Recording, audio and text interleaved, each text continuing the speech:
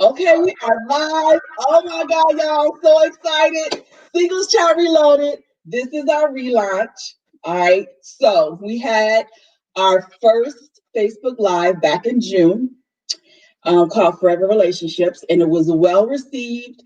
A lot of conversation, a lot of audience participation. My panelists were great, and we had to take a little break to regroup, but we are back here every first Saturday of the month, and today we're going to be talking about single, free, and becoming me. And y'all, I'm so excited about today's conversation because just the conversation before we went live, I know this is about to be the bomb conversation. Y'all better get in on this conversation, okay?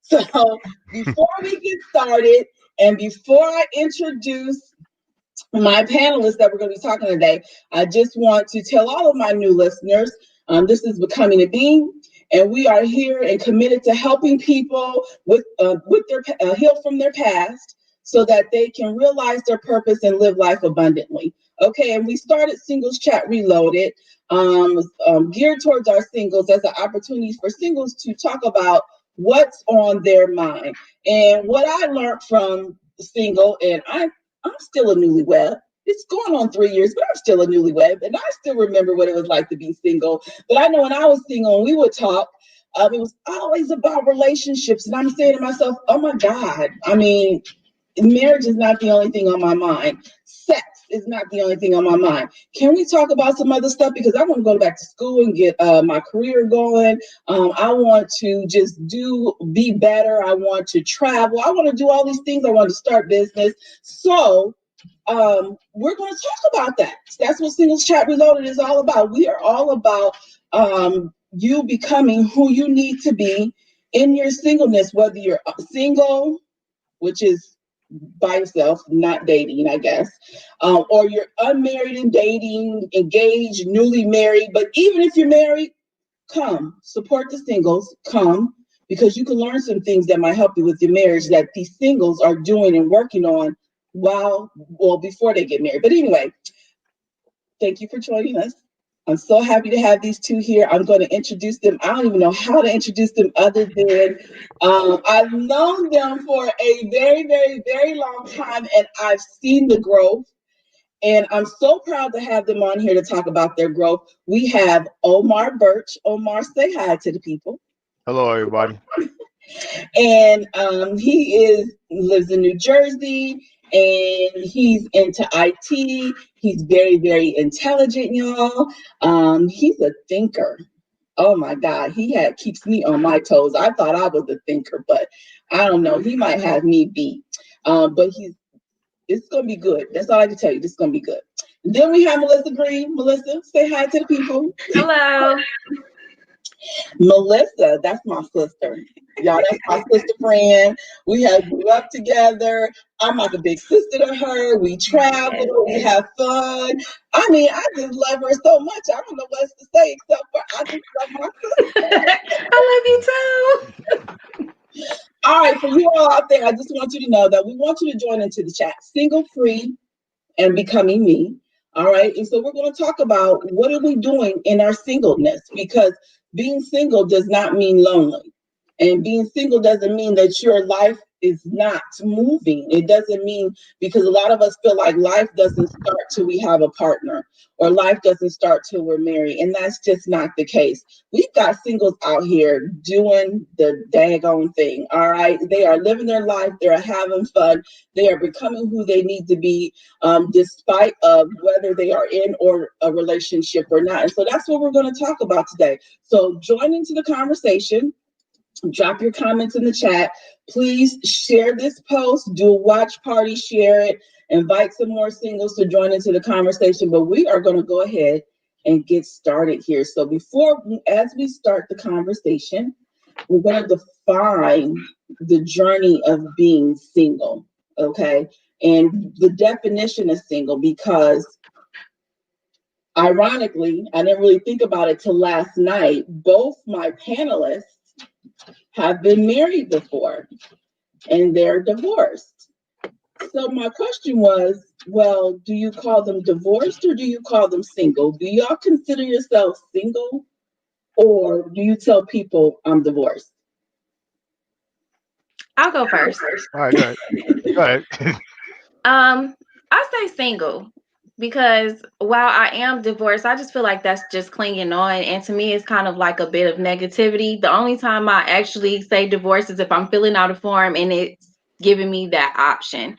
I mean, or if I'm having a conversation about it. But um I say divorce because I'm sorry, I say single because single is means not married and I'm not married.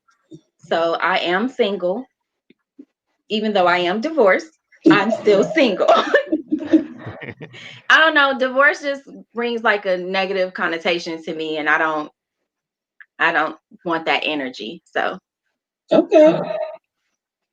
Well, I think that the closer you are to from being divorced, it's okay to say it, but then the further out you are, you don't need to say it anymore I because agree. that's like super history. So in my case, I don't say it anymore now either because I've been divorced now for the last what 4 years, whatever.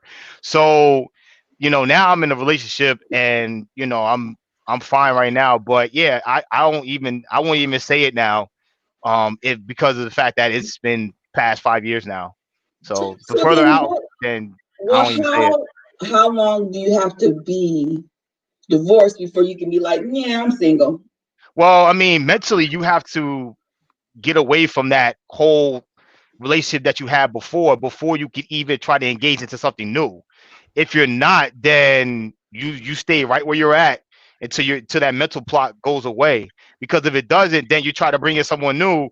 Then say if something reminds you of what you had before, and then you get annoyed, or you're like, "Oh my god, it reminds me of my past relationship, my past marriage, or whatever." Then you're not really over it. Once you get over the hump, then you start trying to engage in people and have small talk, etc.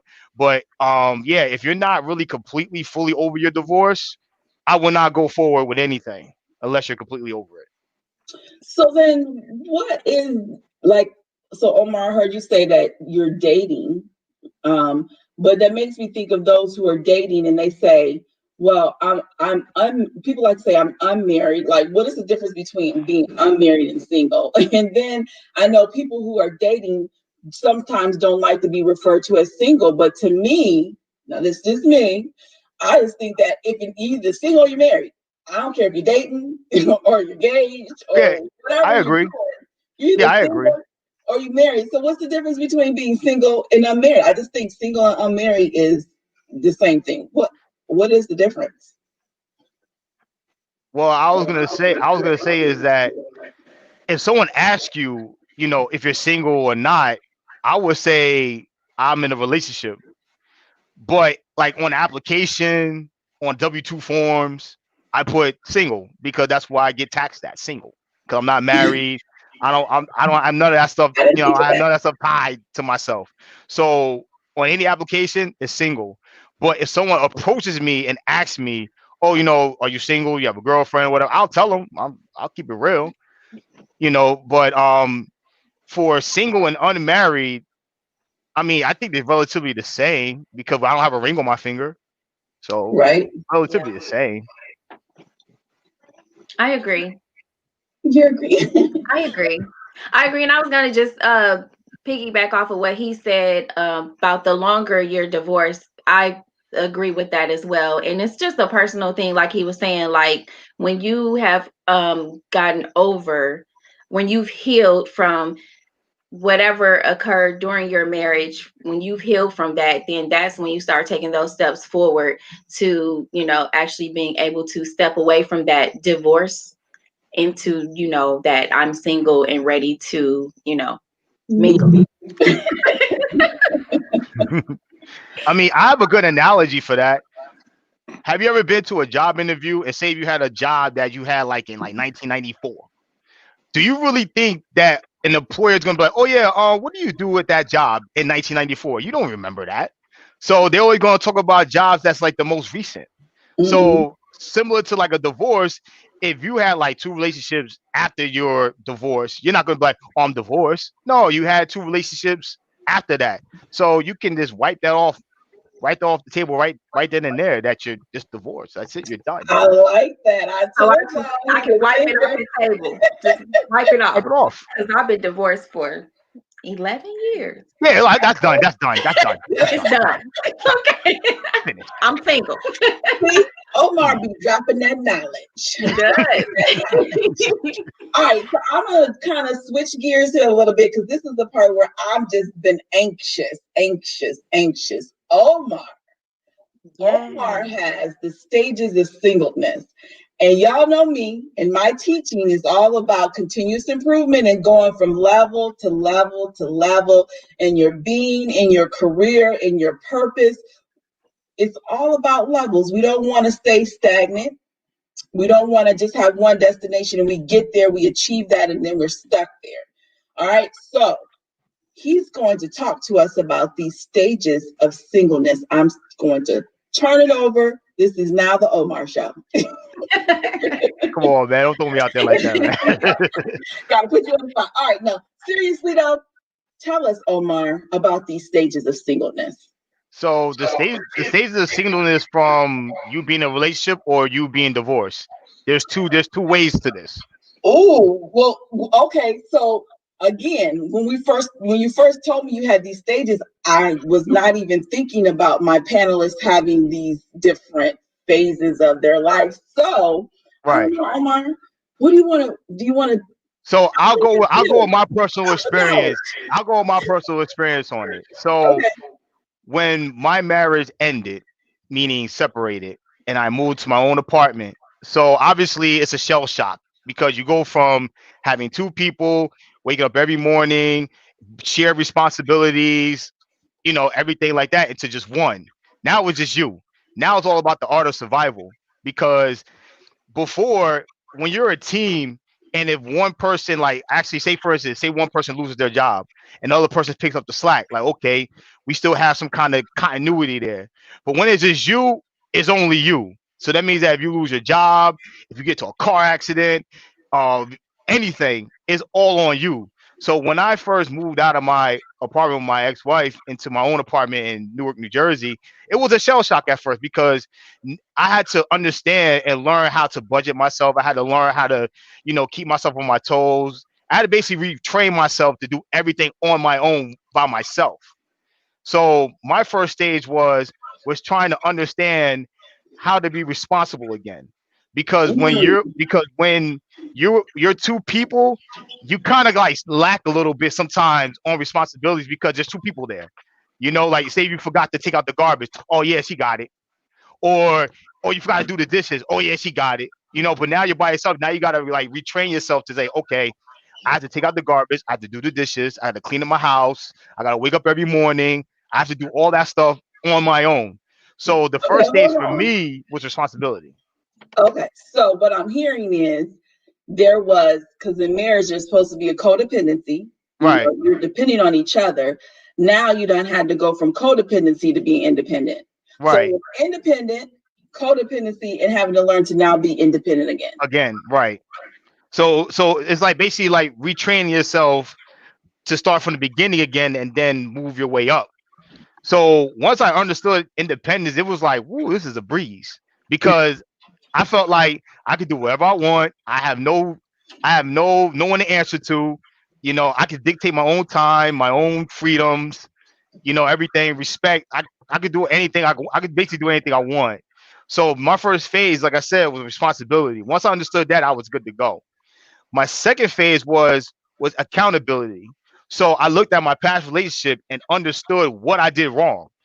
Like, okay, yeah, I wasn't the greatest person on planet Earth. I can admit that. Like, I've done bad. Like I didn't do bad things in the sense of like physical violence or anything like that. I just want to make sure everybody gets out the way. But I'm talking about like infidelity and stuff like that, like cheating, and like when I was with her before I was married, I did do some bad things. I'm not gonna sit here and be like, yeah, I was perfect. No, I wasn't. So I basically bought a whiteboard from Staples that basically wrote down every single thing that I felt like I could have been better at as a boyfriend, husband, whatever. So I put all that stuff down, jotted it down. Every single morning I woke up and just kept myself Hmm. remembering. Like, okay, I got to remember, keep myself accountable for these things and it won't happen again. Once I got over that, I was like, okay, cool, I'm good. So that was the second phase of it all. The third phase was just going out to just hang out with people, just to see, just to get a feel of interactions again. You know what I mean? Because like, yeah, throughout time you interact with people, like you talk to people, et cetera, et cetera. But it's a little bit different when you're trying to get to know a person to see and feel if they could be someone that you could date or be with in the long run.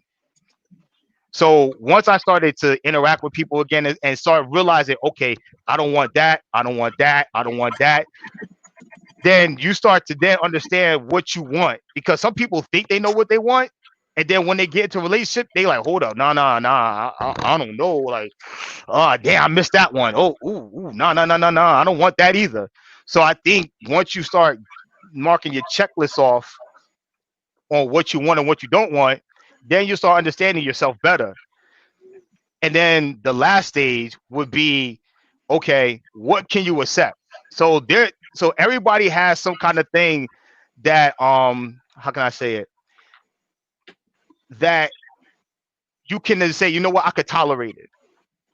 So there's nobody that's 100%. I have a metric that says if you're 80% of what I want, the 20% I could deal with and manage. So I do an 80-20 rule. So if I see a person, I get to know a person, I'm like, oh yeah, I like that, I like that, I like that. And I'm like, 20%, I could tolerate it, but your tolerance has to be at a level where you could tolerate it to the point where it doesn't affect you. If it doesn't affect you, then you're good to go. And then I think from that point, you'll be able to then understand yourself completely. And I think that's the stages that I did and went through for the 4 years, no, 3 years, excuse me, that I was actually single and transitioning over to a relationship. So So this was good. You said a lot. We're gonna have to break this down just for a moment because yeah, I it was did. good. So the whole accountability, yeah, you had me at that. Like, oh my God, really? A man who can be accountable for his wrongs, who can recognize, well, I shouldn't even say a man, because I'm just happy that I have someone, not that my other panelists have not, but someone who can genuinely say on here that they can recognize where their shortcomings, and then address those shortcomings. And so I just wanted to point that out because it's so many people out here who don't want to address or face the not so good parts of themselves, and it keeps them stuck. And that's why, I started becoming a being, like, to get people unstuck, to like take off the mask, look at who you are, and it's okay. We can work on those things. It's not doomsday. If you say, hey, I need to work on these things. Hey, I was wrong when I acted this way, or hey, I was wrong when I spoke in this manner. And so I just commend you. I commend you for being able to do some self-reflection. And that's what we teach, is how to do self-reflection and be able to say, okay, let me write these things down. And you kind of put a plan together and say, okay, this is what I need to work on every day. I'm looking at it like, what you going to do different today? What you going to do? So I love that. I love that. But then the whole grand scheme of things, it sounds to me like you went, even though we call them the stages of singleness, you went through stages of some stages of identity, of getting to know who you are, because you talked about being able to identify the not so good. Then you identify by getting in social environments what you like and what you don't like, your deal breakers, and then being able to go to the next stage, which is to say, okay, now that I've identified my deal breakers, these are the things I'm saying I can tolerate. This will be okay. So now when I decide to date, or one looking for a mate, then I have myself together. And that's the whole thing of single free and becoming me. So I think you really did, your stages of singleness is really kind of like the stages of becoming me as a single person who had gone from a divorce to being single. Now, would you say those same stages translate to before marriage? Well, I think before marriage, you should be able to have a partner. Like you guys should be able to have a partnership before you guys go to the next phase of being married, because I think compromise is important. You know, like accountability is important, responsibility is important. Being a team player is important. That's super duper important because, like, what you know how some people have an ego problem when it says like, okay, I make more than so and so, so I should be able to have more say in certain things. No, no, no. I'd rather have someone to have an open discussion with anything, any topic, and have equal value into the relationship. Like I don't care if I make like 150 and she makes like 75 or whatever. Like money doesn't matter to me. Like the partnership is what's important. It's about being an excellent team player. It's about teamwork. It's about commitment. It's about continuity. So I think those things before you get married takes you to the next level. And then right after that, once you get married, everything should be smooth sailing after that. So then the becoming me that you described, the stages of singleness, is that something that even before you get married is something you should do before you date? It could be both. You could do a hybrid. You could do a hybrid model where you become you, but then when you have a partner, it's like, okay, now become me even more with a partner. Because when you're by yourself, it's just you. Because like it's not like you have to answer to somebody, but that level of respect has to be there. So you're not gonna know that until you're with somebody. So that can actually grow even, bigger on a bigger scale when you become you even more when you're with somebody. So that's why I was saying like it's two different. It could be a hybrid model where you could just like basically integrate your becoming you into the next relationship and then make it elevate higher at that point. Okay. Melissa, you just a cheesing down there. Um, yes. Do you have a question for me, or you want me to? I want you to chime in because I like to know what you think because he's talked about these stages and since you've kind of gone through this, do you feel like you went through those same stages or did you go through some different stages after your divorce and then tell me kind of how that looked between what that stage of singleness looked like after divorce compared to before divorce. So I Okay. want your input on what your stages look like. Okay. Omar said a lot, and it was really good, like really good. He did hit on a lot of good things and a lot of things that I did as well, but mine was just a little different as far as like um in order, because I got married so young, and then during my marriage I lost myself in my marriage. So after getting divorced, I had to totally figure out who I was. So it was more of it wasn't like getting back to, it was like learning myself all over, just learning myself, period. Because like I said, I got married so young. And then just learning who I was outside of the marriage, outside of being wife and mom. It was learning who Melissa was, finding friends and hanging out with people that Melissa enjoyed being around outside of marriage. So that was one of my first stages, like getting to know me. And the accountability part, I didn't take a whiteboard and write it all down. But He's so studious. I'm big on counseling.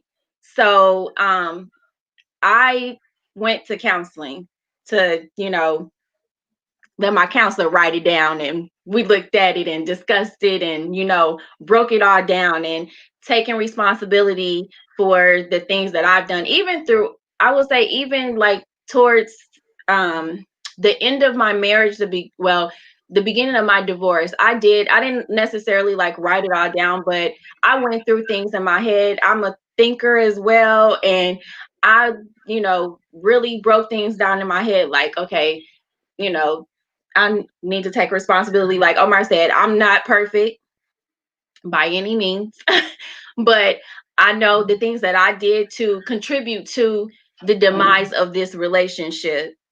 I take responsibility for these, and I know what I have to do to fix it and to move forward.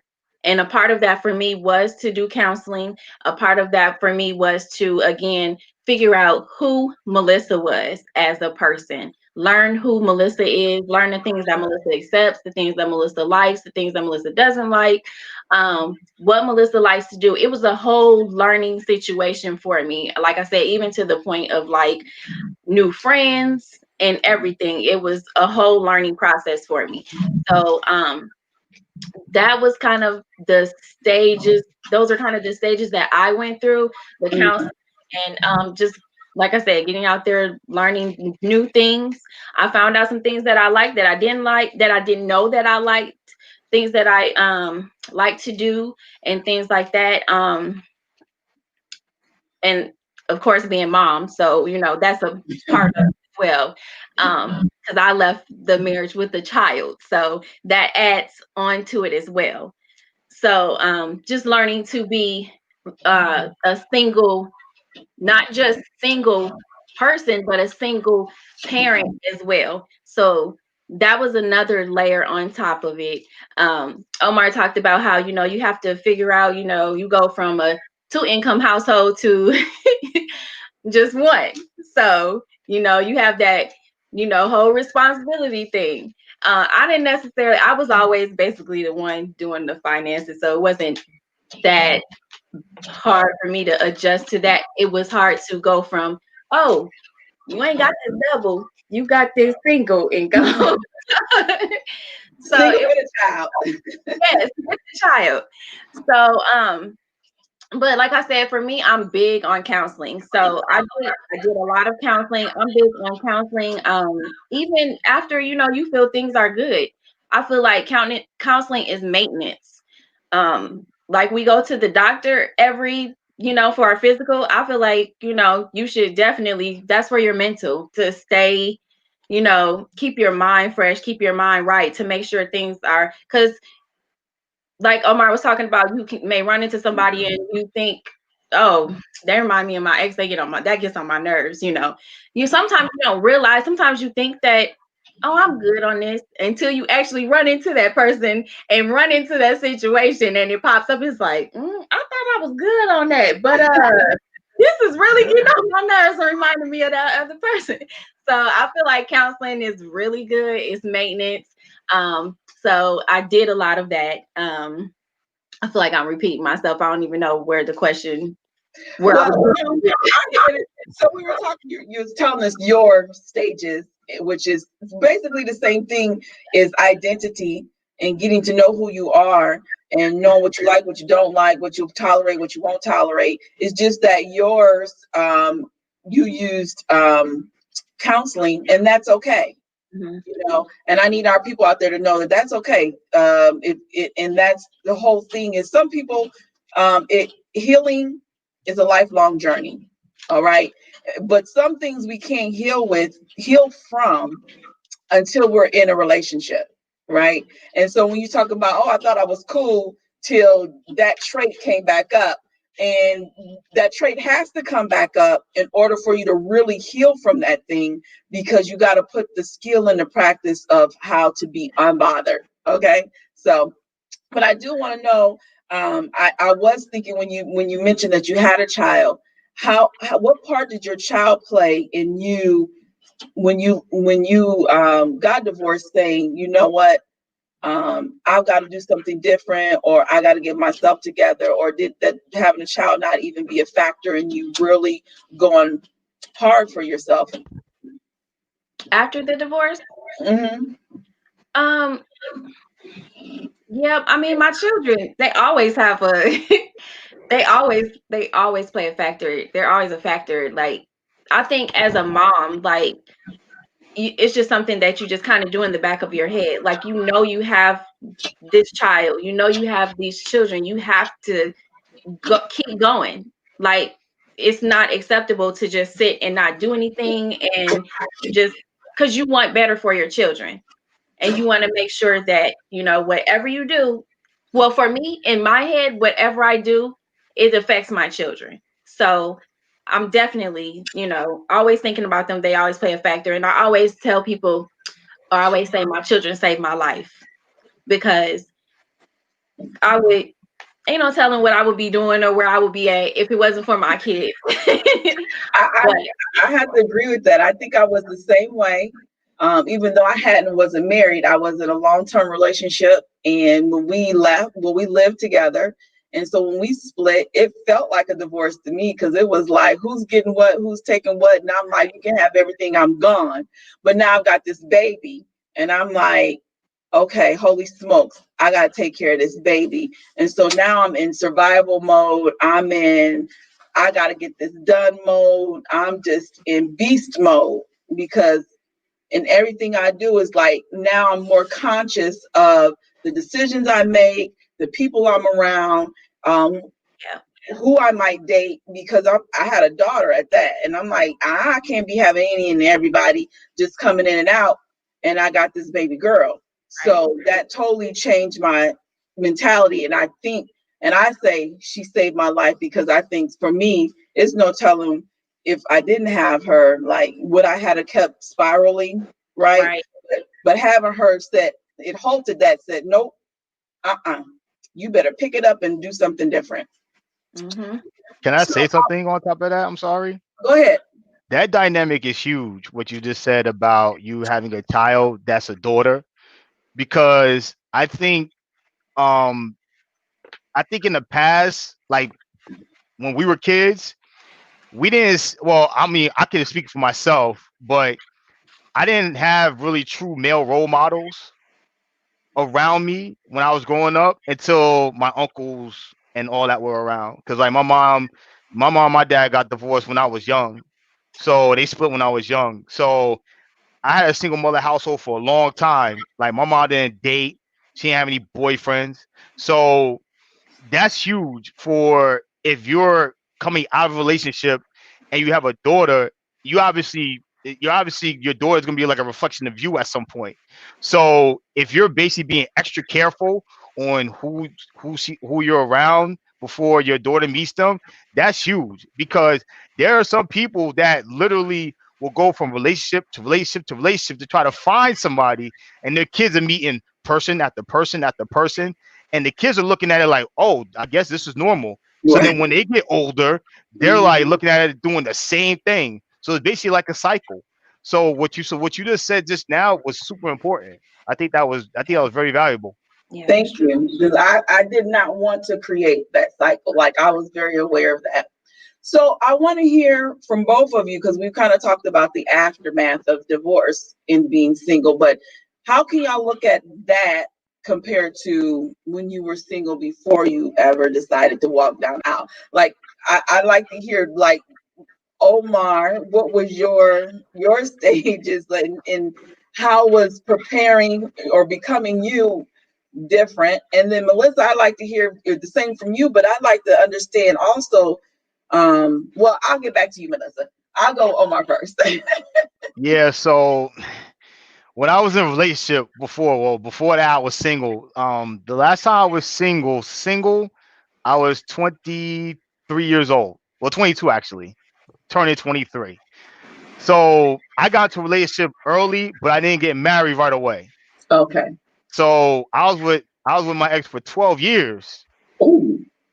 until we got married. So my whole thing was that in relationships, I had stages. So when I was young, I definitely did have stages. So I'm a little weird sometimes. Sometimes I have some kind of thought process. I don't know where the hell I got it from, but it just pops up. Okay, well, So take us through the stages. okay, so every single year for the first 12 years of my relationship, I reviewed every single year and said, did we do anything better to be better from the year prior? And there'll be some note taking. And I'm like, yeah, we didn't do this right. Oh man, we could have did this. We could have did that. We could have did this. And after a while, like my ex was like, yo, you're crazy. Like, why are you thinking that way? I'm like, because I'm the type of person that every single year I want to get better than the year before. Right. Mm-hmm. Yeah, I'm an ascender, not a descender. So I like to go up. I don't like to go down. So there were some times in between where it was rocky and it did kind of feel like, the water was trending and things were going to end. And then all of a sudden we survived it. And then we got better, but then it started derailing a little bit. Then we got better. and it was like a roller coaster for me for my 12 years I was with my ex, and then I got married now, which I probably could have said, you know what, man, I don't think I should have done it, but I was like, you know what, I'm not gonna penalize people, because I wasn't ready at the time to be married, but then as I got older, I got ready. So I did it. I was like, you know what, it's worth a shot. I was with her for this long. Let's see if it gets better. And it unfortunately it just like tank like the stock market. So it happens. And I think that from when I was 23 until I was about 36 was when we separated. I learned a lot from that point. I grew from that point. Um, I can't really complain about the situation I'm in because I grew from when I was 23 till now. I had my fun. I went out. I traveled. I partied. You know, drank alcohol. I did all that stuff. Now that I'm 41, yeah, I'm calm now. I'm cool. It's two totally different people. So we're good. Okay, so I got to back up though. So Yeah.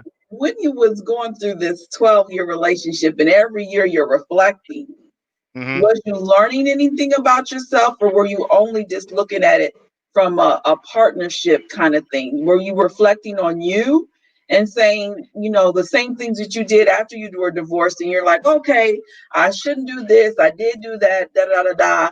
Did you not do that when you were reflecting all them 12 years? No, I actually was all about us. It was about the team. So I looked at it in a team perspective versus individual perspective, which I should have looked at it as both. And I think now that I have the mentality that I have now, I think of it as a review for work. When you get a review in, I don't know when you guys get it, but I get mine in March. My manager tells me about my performance, and they said, okay, you need to improve on this, this, this, this, and this. But They don't talk about the team. right, but in December they talk. No, in December they talk about the team, but in March they talk about the individual, and I think I Yeah. missed that part. I Okay. missed the individualism part. I Okay. was only focused on the team, but I forgot about the individual part. And I definitely do hold myself liable for that one. I should have definitely talked about the individualism and the team at the same time, but I didn't do that. Okay. Melissa, how old were you when you got married? I was 22. Can I say something first though? Uh-huh. To what he just said, Yep. about the individualism. He missed the individualism. I think when you said that, that just made me think. I think that's how people lose themselves. That's how I lost myself in my marriage because I was all about the team, which is nothing wrong with that, but you also have to have that individual part as well. I So, think that's true. so I Because was all about mom and wife, mom, wife. That's what I was doing. That's what I was focused on. But Right. Yeah, you Melissa had a got bigger layer. Yeah, you had a bigger layer because of that, because you had a mom and wife thought process. Like what I should have done was basically say, okay, as an individual, you could do this, this, and this better, but also get feedback from the partner. yeah, So I think that because like I love an egoless world, like like no egos at all. Like that's how I think, because I feel like each individual has value, but if we don't hold that value to them and they don't hold the value to us, that's where, like you said, Melissa, that's where we lose ourselves, because you don't understand, like you're not really understanding, like you are valuable, like you are good. You're better than what you think. But if you don't have no one really your partner to validate that, you don't know. right. So So I want to say this though, because you made a really good point about the whole individualism, and then you lose, that's how you lose yourself in. And so what always like to say when you're going into a marriage, that there is, what am I supposed to be doing, because what's my purpose, what is he supposed to be doing, what's his purpose, and what are we supposed to be doing, what's the purpose of our marriage, why did we come together, why did God bring us together, and what we do together doesn't necessarily take away from who I am and what I'm supposed to be doing, regardless. Now, it's a beautiful thing when your purposes can be integrated, or when they are, they can work together. but you have to remember your purpose of why God put you here. He created each of us for a purpose. And so you got to remember, and so do you think that maybe the problem is some people don't know what their purpose is? That's how they end up. Well, let me go back to my question, because for you, Melissa, because you said you got married early. Mm-hmm. And so you took a lot of time after your divorce to really understand who you are. But before marriage, if you got married young at 22, do you feel like you even really knew yourself? Did you even give yourself a chance to get to know who you are, what you like, what you'll tolerate, what you don't tolerate? I mean, did you feel like you had a chance to become you? At the time, I did. I thought that I did. But Melissa now, looking back at Melissa then, no. I mean, I knew that stuff that I liked at the time. But as years grow, as we get older, we change and we learn different things about ourselves. So yeah, 20, 21, 22, Melissa, I was enjoying life. I was having a good time. You know, We we was went on trips, we hung out, we were traveling. I was enjoying life. I was enjoying me. I was enjoying Melissa. But after getting married and, growing and things changing and me changing along the way, I think that I probably could have taken more time to, get to know myself a little better and just get to know the things that I like, because I feel like both of us got married young, and so we knew some things that we like, but we didn't really know ourselves well enough Mhm. to get married. So if you don't know yourself, if you don't know what makes yourself happy or know yourself, how are you supposed to, come together in a relationship and make that work?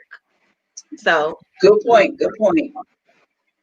So let's talk a little bit about your journeys. I mean, we've talked about your journey of singleness, but now that you've kind of gotten way past deep into being single and getting to know yourselves, what does your journey look like now? Like, what are you doing in your singleness? What steps are you taking to kind of develop yourself, live life abundantly? Just what are you doing in your journey? Go ahead. you want Omar, you want to go first or No, should no, I no, go? no. Ladies first. Ladies first. Ladies first. You know how I go. um okay, so I'll raise my hand, but I'm not about to say anything like magical or anything like that. But for me, I love me. I think you have to get to a point where you truly love yourself. You love, and for me, that is, I love spending time with myself. I love me, like, seriously, like, I don't have to, like, I enjoy company, but I also love my me time. I will Mm-hmm. take myself out That's on how dates. we sisters. Yes. I'll take myself out on dates and people are like, "You going by yourself?" Yes, I am, and I am going to enjoy it. The best trip I had was a trip all by myself. Not having to, and it sounds selfish, but I feel like you need to do these things You do. You do. because you do not enjoy, if you don't enjoy spending time with yourself, how do you expect somebody else to enjoy spending time with you? Or to, enjoy spending time with somebody else. I just feel like you have to have that. Like that. So the best trip was a trip by myself. I didn't have to worry about being on nobody else's time. I could go take a nap when I wanted to. I could go eat when I wanted to. I didn't have to worry about having no conversations about where we gonna eat. What you want to eat? No, I want this. So you want that? Well, nope. I just explore. I'm an explorer. I love to explore. I love doing things. So I love to travel. I love to do, adventurous things. So that's just me. I will go do it and I'll do it in a heartbeat. You don't want to do it? Okay, well, I'm going. So that's to me, that's a part of being single, being free, and becoming me. I feel like you just truly have to love yourself. You have to enjoy spending time with yourself. You have to but you also need to be a person that you can be around people as well. Like I can have a good time with people, but I also love that time by myself. Like I said, I'll take myself out on dates. I'll do at home dates. Sometimes my son look at me like, "Mom, you're a little weird." I don't care. You be I having candlelight also dinner by yourself. Yeah, I'll sit and have a candlelight dinner by myself. But I also do that with my children too, though, because I feel like, you need to do that with them as well. Especially if you're going to like bring somebody in, you have to let them know that we have this relationship, we have this bond. I love you. You know that we have this connection. So they have no issue with someone else, coming into the picture when that time comes. But yeah, Mhm. I buy myself flowers. I do it for myself because I love it. I just feel like to me, that's one of the main things. Like to me, that's the center of it all. Like, you have God, but you have to enjoy loving yourself. You have to enjoy yourself. You have to love yourself in order to, think about bringing anybody else into the mix. Yeah, I Did I would answer love. your question? I would love to piggyback off of that. So yeah, you definitely have to love yourself. That's like first and foremost. If you don't do that, then you can't incorporate nobody else into your life until you do that. Until you love yourself completely to the point where you're hugging yourself on your bed when you wake up in the morning. It's all you. Like you got to love yourself to the fullest. And then another thing that I actually got over was fear. So my whole goal was to try to own a home before I turned the age of 40, and I always had that in mind ever since I was like in my late 20s, early 30s. And I got over the fear and I bought my first home in 2018. So that's one fear that I got over because I mean, looking at a mortgage, you're like, whoa, like I didn't expect this, and it's pretty scary. Don't get me wrong, But was that a but fear because you were single, or was that a fear you had before you were even divorced? no, no, no. This is when I was single. That was Okay. like the bigger fear because like I said, when you have two incomes, it's like okay, you're splitting it in half. So it's like, okay, like the principal balance is half of it. So you're like, okay, I could deal with that. But when it's you by yourself, you're thinking like, hold on. I have to make sure that if anything goes wrong, I can still afford this. Because if not, then you got a foreclosure, you lose all your money. So that was my first hurdle was to get over fear.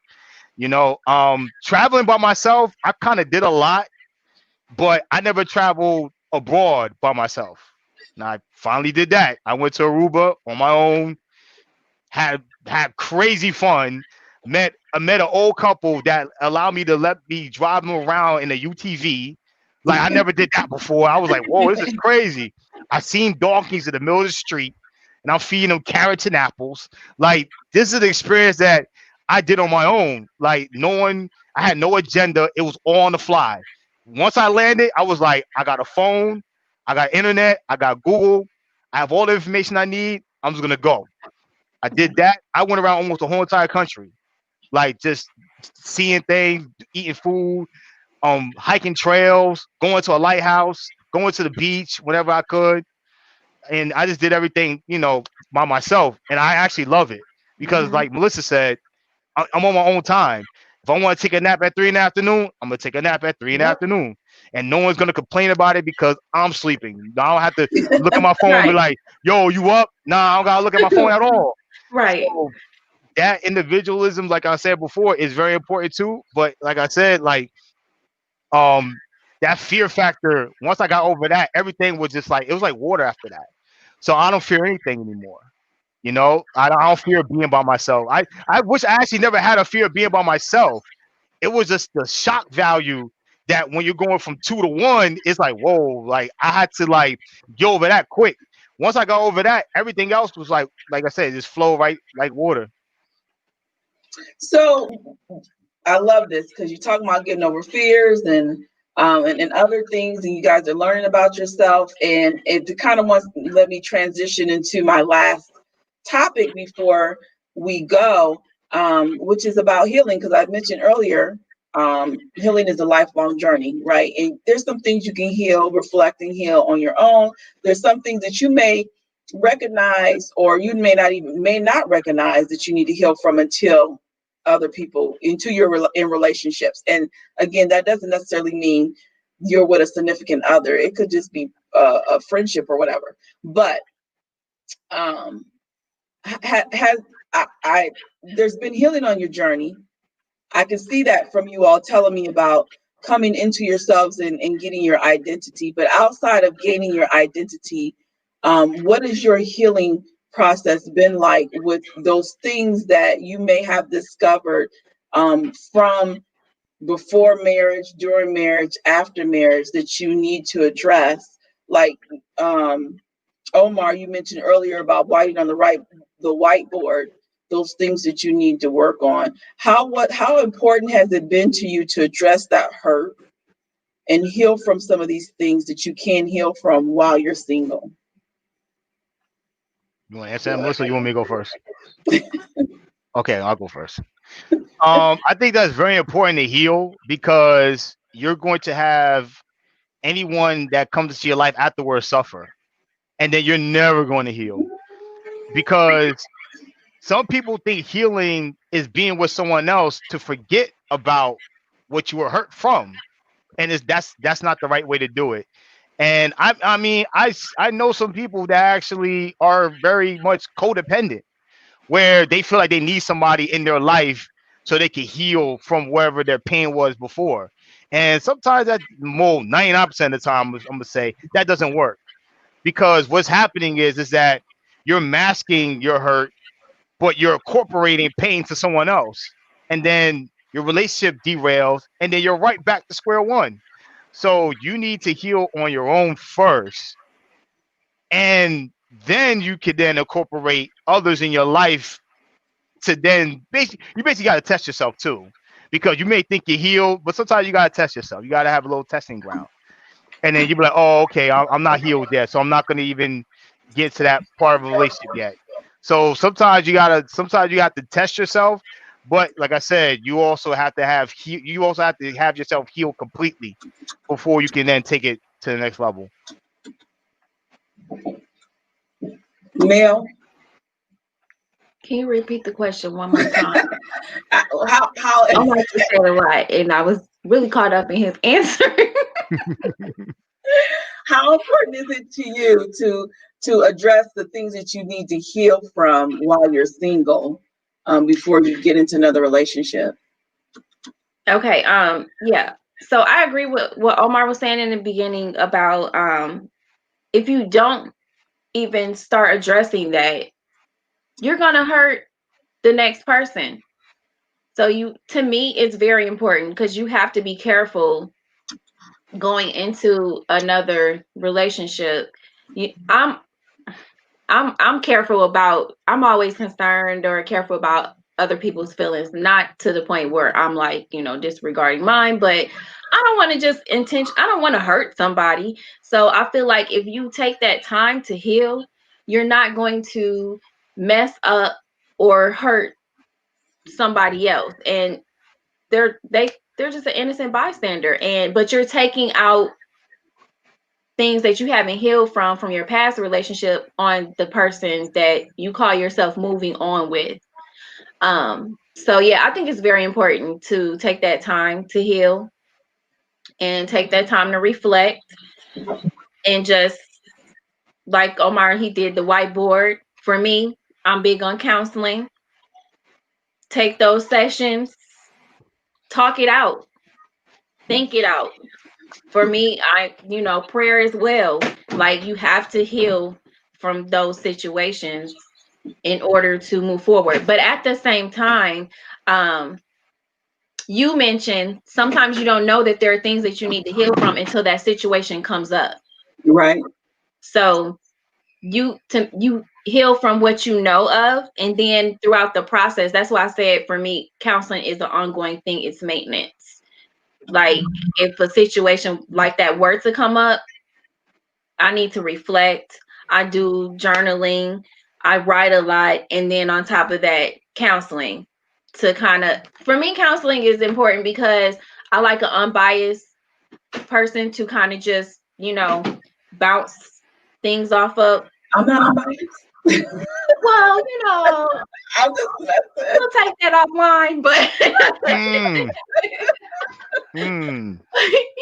but just to have an unbiased person to kind of listen and to give me some sort of direction, because I'm big on like, was I wrong?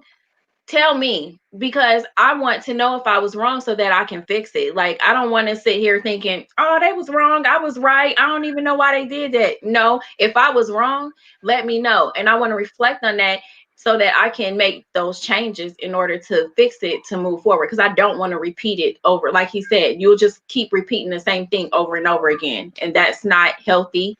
It's not healing, and you're not moving forward. You're stuck there. You don't want to be stuck there for the rest of your life. So I think that says a lot about your character to be able to say, to be able to even solicit, was I wrong? And try to understand, was you wrong or not? And I think that both of you have shown a high emotional intelligence to be able to reflect, to be able to question some things, and then seek out that understanding and get that counseling. I think that's beautiful. But something Omar said, and then you piggyback off of Melissa, that made me think of something I had wrote, and I'm gonna have to put this quote on Facebook when we're done. But I had wrote, "Do not bring unprocessed pain to a new relationship. Deal with you before you deal with others." Yep. I had to find that in my phone. I'm like, I wrote something about that. Deal with you before you deal with others. And I think that's kind of beautiful, that and being single and free, that you've all taken that time to do that. But as you said, and I said earlier, healing is a lifelong journey because of what you said, Melissa. You're not going to be able to address everything at once. That's one thing.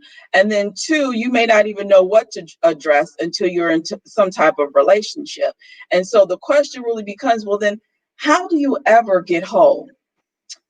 Are you ever really free? And I'd like to get that, what does being free mean to you all before we leave? But are you ever really free? And the answer is, there is a level of wholeness, that you've dealt with your current known pains and issues, and you've addressed those things, you've healed from those things, you are unbothered with those things. But that does not mean the healing stops there, because again, you're going to meet someone or be in some kind of relationship where something's going to come up, and the question of whether am I whole or whether I am still emotionally unhealthy is all about how you handle it. Did you get the tools and the knowledge that you needed when you were in your healing process, that now when something comes up, I can address it and move on?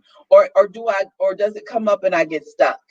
And now I'm back to those same behaviors. And that's, I think, the difference between understanding whether someone has really healed, and they just maybe have some flaws, or they've not healed and they're emotionally unhealthy. And that's why healing is a lifelong journey, because we'll never know everything that we need to address or deal with until, we're in different relationships. So before we close out, tell me, both of you tell me, what does free mean to you? Well, free to me is I don't have any handcuffs on. What does that mean? What does that mean? I'm not cuffed at any level. Police, relationships, whatever. I'm not cuffed. I'm free. I'm good. I could walk up out of here. I could close the stop cam button and leave. That's free to me. No, but no, free to me is able to voice my opinion, um, have camaraderie, have continuity. I mean, it's plenty of things that we could talk about, which would take forever. But being free mentally also and spiritually, where you're not in a pickle all the time. Like, you're not mad all the time. You can actually, yeah, unbothered, like you said, unbothered. Literally, that's what free is to me. Yep, I agree. Free is unbothered. Like you said, free mentally, spiritually, emotionally. Like you're unbothered. You're not weighed down by all of these things, by you're not stressed. I mean, we have life things that happen in life. Life is gonna happen, but you're not weighed down. You're not, just sulking and whatnot. To me, free is just enjoying life, loving me. Living life abundantly. Yes. Yep. And I'm bothered. Whatever your abundant is. I always got to throw that Yes. in there. Whatever Yes. your abundant is. Yes. Beautiful. Now I just want y'all to know I did not pay them to say these things. Although they're speaking my language, we did not plan this, and so I thank you so much. You're welcome. I thank you all for being here. This was a great conversation. I hope you all that are out there enjoyed this. I hope you learned something from this. Single, free, and becoming me. And if you can take anything away from this conversation, know that being free is all about knowing who you are and embracing you, and you growing within yourself, okay, and not being defined by a relationship. So, single, free, and becoming me. Identity. We have to know why we were created outside of anything else. Why was I created? Why am I here? Who am I? What will I accept, won't accept? What's good for me, what's not good for me, what I like, what I don't like, where I want to go, where I don't want to go. That's all about your identity and understanding who you are. So before we do anything, make sure you know who you are. Take that time to develop your identity. And that way, no one else is defining it for you. So I hope you all got something out of this. Again, we are going to be here every first Saturday of the month.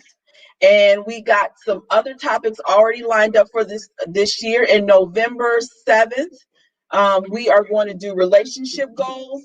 I hope you all can see this. It's written by Pastor Michael Ty of Transformation Church. It's how to win at dating, marriage, and sex. So again, this is Singles Chat Reloaded, but you married folks, join on in because you'll probably love this conversation of relationship goals. So we're going to be talking about this relationship goals book in November, and then we're bringing back Forever Relationships in December. I was told by some people that we did not finish that conversation. There was more to be said, and that we had to do a part two. So we're doing a part two December 5th. So we thank you so much for joining us. Love you, love you. Be unbothered. That's right. See you next time. Say bye to the people. See you later. Bye. Take it easy.